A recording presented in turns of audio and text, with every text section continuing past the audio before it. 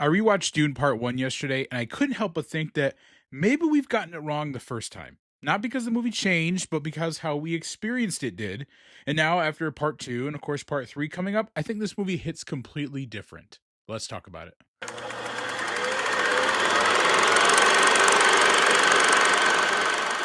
Hey everybody, my name is Troy. Welcome back to the channel. Today I want to talk about Dune Part 1, the first in the soon-to-be completed trilogy later this year with Part 3 coming out in December.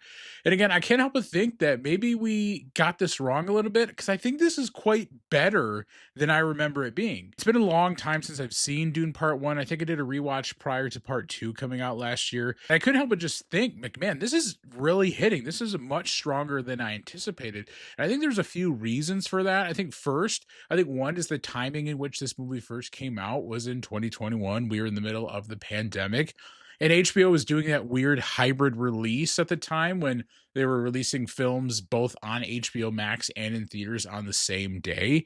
And so I think that really impacted how people took this film in for the first time. A lot of people watched it at home, may have had some distractions. They didn't really get the full scale of the film, where this is a theater first movie. The sound design, the scale of Arrakis, Hans Zimmer's score, right? The visuals, it all just hit so hard in the theaters, especially in IMAX. I did get a chance when I remember when it came out, seeing it in IMAX and just being really blown away. I didn't know anything about this world. I didn't know anything about the story. I did not read the books. And I was just really gripped by the story in this world and the characters and the lore of House Harkonnen and House Atreides. And again, I just was reminded of that when I rewatched it last night. So I think that initial release really impacted how a lot of us felt about this movie, because it's not just a movie, it's an experience, really, right? And many people didn't get to get that full experience when it first came out in theaters. And I think that's why people ran to see Part 2 after word of mouth came out of just how incredible an experience this really was, and why I think the reception of that is so much stronger. Again, just I think reflecting on that made me realize that last night, just how much that may have impacted how people felt about Part 1 when it first came out.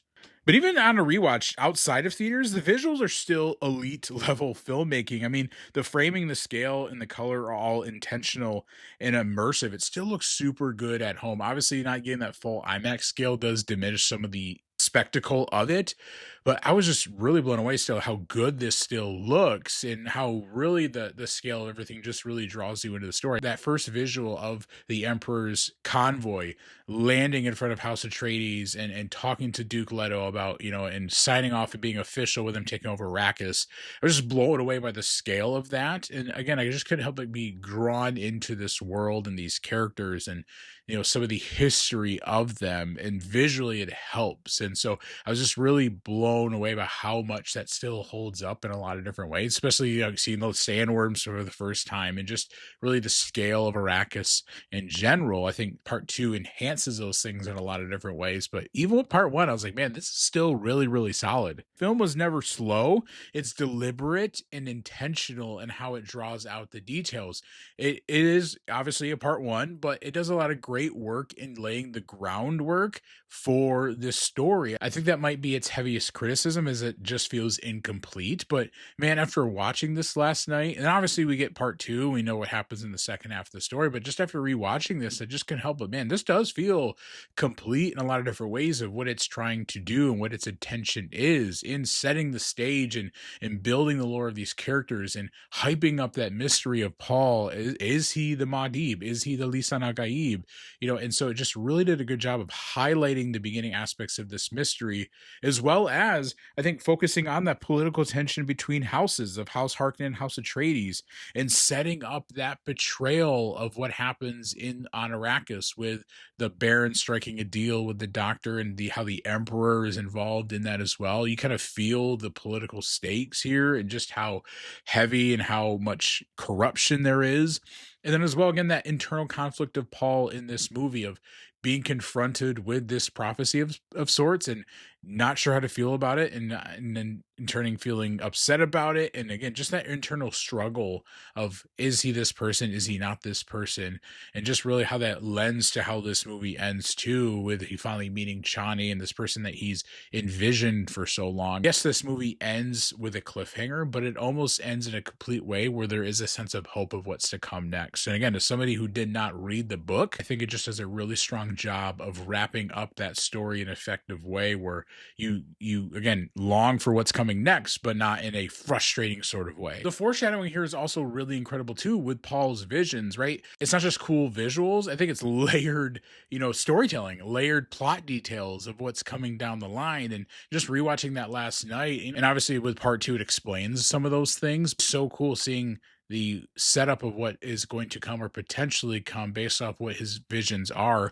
I think too of how some of those are even resolved at the end of part one too, and meeting Jameis and meeting Chani for the first time. And so again, it's just really cool that I think those hold up very strong, even on their own, of what could come in his future. And I think it really highlights those themes of destiny versus choice, and again, a fear of what Paul might become and the danger of being seen as a messiah. I think that Lisan al Gaib concept is really interesting, even as we step into part three later this year, and how that's even highlighted even greater in part two.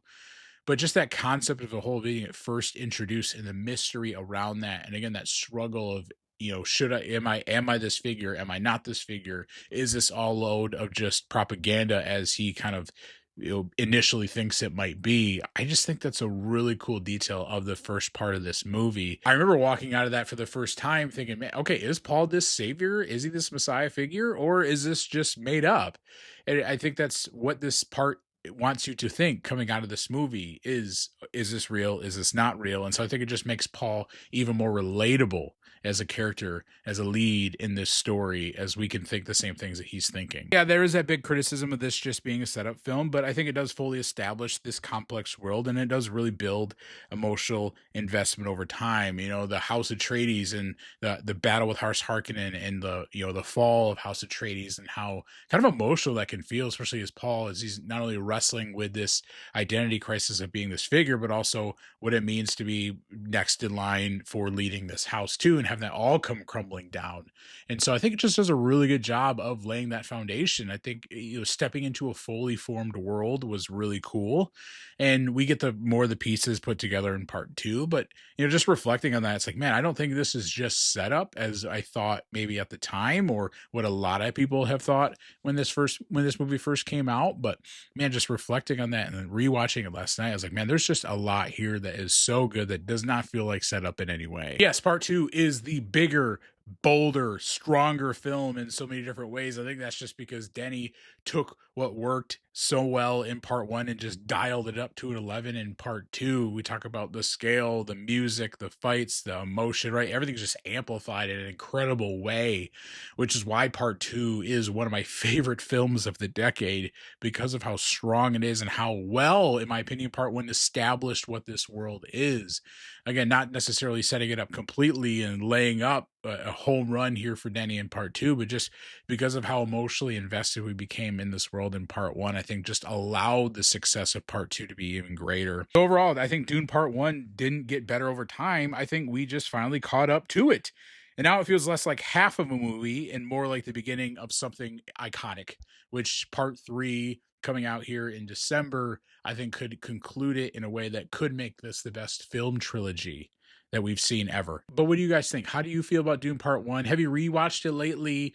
Let me know your thoughts in the comments below. Do you think that it's better now that there's some time that's been passed and we've already had Part 2?